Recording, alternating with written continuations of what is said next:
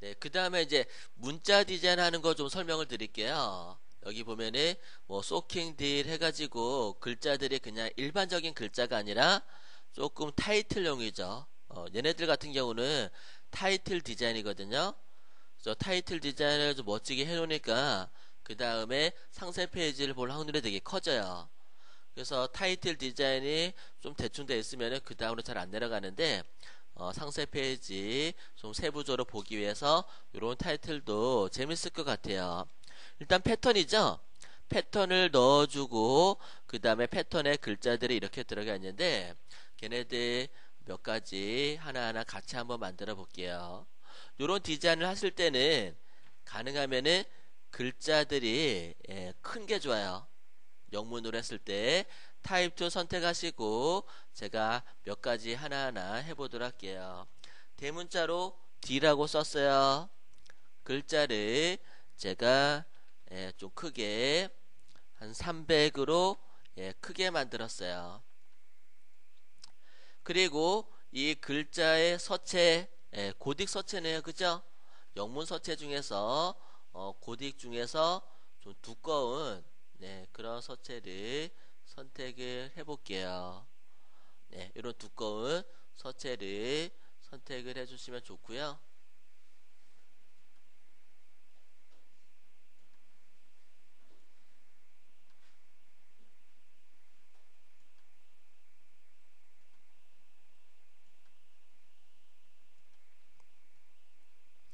네, 이렇게 글자를 썼고요.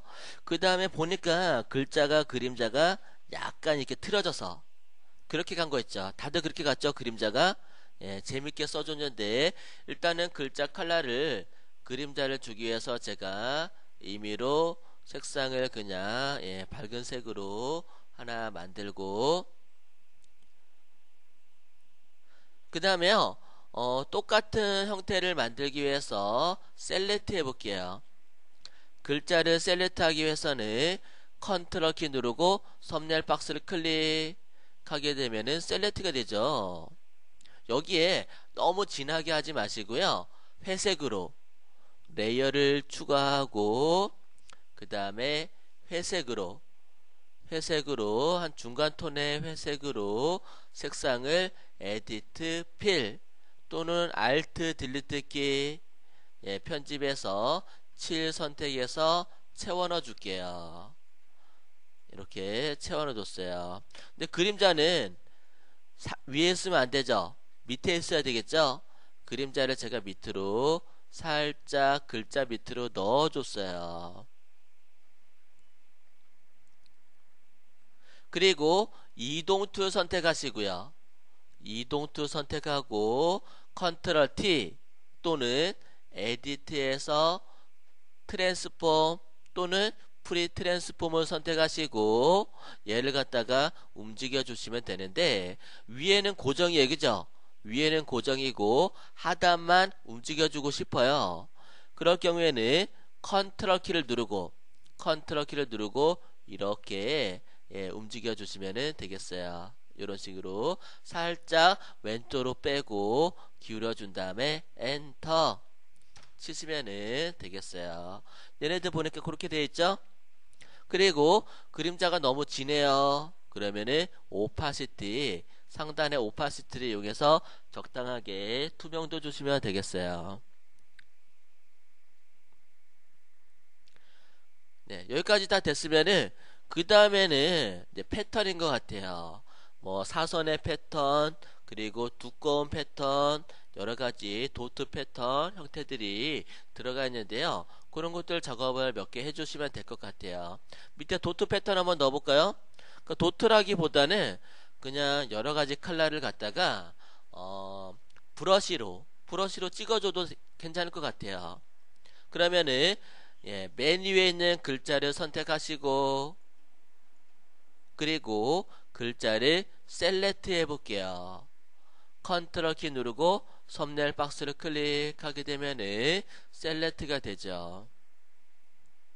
그리고 여기에다가 새로운 레이어를 추가하고 색상을 내가 원하는 색상을 선택하시고 그 다음에 브러쉬인데 브러쉬에는 크게 종류가 두 가지가 있다고 했어요. 하나는 하드 브러쉬, 또 하나는 소프트 브러쉬. 소프트 브러쉬는 가장자리가 부드럽게 되는 거고, 하드 브러쉬는 칼로 자른 것처럼 날카롭게 돼 있죠. 그러면은 이 소프트 브러쉬를 선택하지 마시고 하드 브러쉬 선택하고 크기, 브러쉬 크기를 선택한 다음에 클릭 이렇게 해주시면 될 텐데 너무 작나요? 크기 이렇게 해주고 그 다음에 더 크게 크기들을 나름대로 선택해서 이렇게 찍어주시면 될 것 같아요. 그 다음에 컬러를 좀 바꾸어서 도트 크기들을 설정해 가면서 클릭 이렇게 부분적으로 찍어주세요.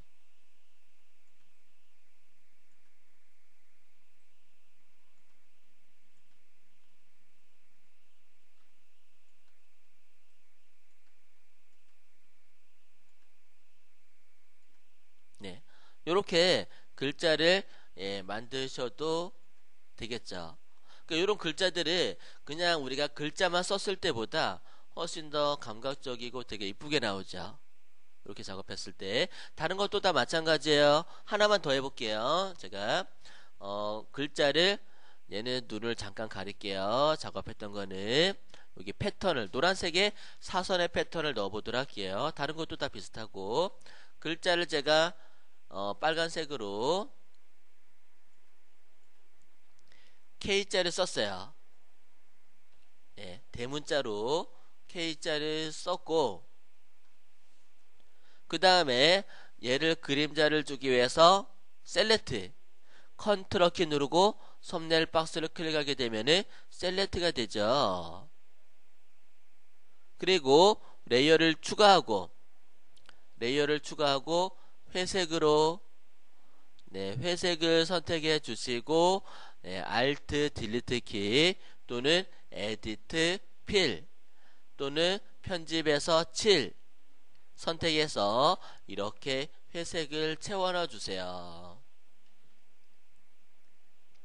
그 다음에 얘는 레이어를 밑으로 살짝 내려주고 레이어를 살짝 내려줬어요. 왜? 그림자기 때문에. 그 다음에 여기 원본 보니까 약간 휘어져 있죠. 휘어져 있는데 우리 아까는 트랜스폼으로 휘었죠. 프리 트랜스폼으로.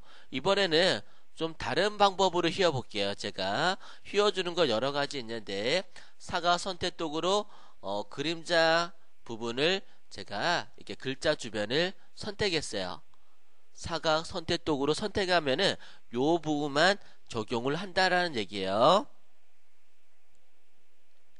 그 다음에 필터 들어가시게 되면은 필터 안에 디스토트라고 있죠. 디스토트는 왜곡이란 뜻이에요. 한글판 보신 분들은 왜곡 선택하시면 돼요. 왜곡. 그 다음에 그 안에 들어가시게 되면은 쉐어라고 있을 거예요. 한글판은 뭘로 되는지 모르겠네. 쉐어라고 되어 있나요? 영어로 그냥 쉐어를 선택하시고 그 다음에요. 이 쉐어를 이쪽으로 휘어줘야 되니까 끝에를 이렇게 휘어주세요. 끝에 이렇게 휘어주고 끝에를 휘어주긴 휘어주는데 어떻게? 라운드 곡선으로 휘어줄 거예요. 아까 우리가 트랜스폼을 이용할 때는 그냥 직선이었죠. 근데 얘는 곡선을 만들어 줄 수가 있다라는 거예요. 곡선으로 그렇게 해서 이렇게 약간 이렇게 휘듯이 또 옆 끝에를 이렇게 해서 이렇게 휘어주셔도 재밌을 것 같아요. 이렇게 휘어주고 오케이. 그 다음에 위치를 이동시켜 줄게요. 컨트롤 D 선택 해제하고 이동 툴로 끝에를 이렇게 맞춰 주시게 되면은 이렇게 라운드가 K자가 휘어진 걸 알 수가 있죠. 휘어지면서 그림자가 표현이 됐죠. 그 다음에요. 여기다가 노란색의 패턴 한번 넣어볼게요. 노란색의 패도 얘네들은 채도를 이용한 것 같아요. 그죠? 채도값. 그러면은 노란색의 패턴을 넣어야 되는데 새로운 캔버스를 만들어서 노란색의 패턴을 만들어 볼게요. 파일에서 new 새로운 캔버스를 열고요. 넓이는 500, 높이도 500인 캔버스를 새로 열어 볼게요. 이렇게.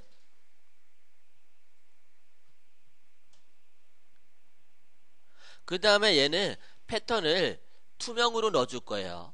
그래서 백그라운드에 작업하면 안 되고요. 새로운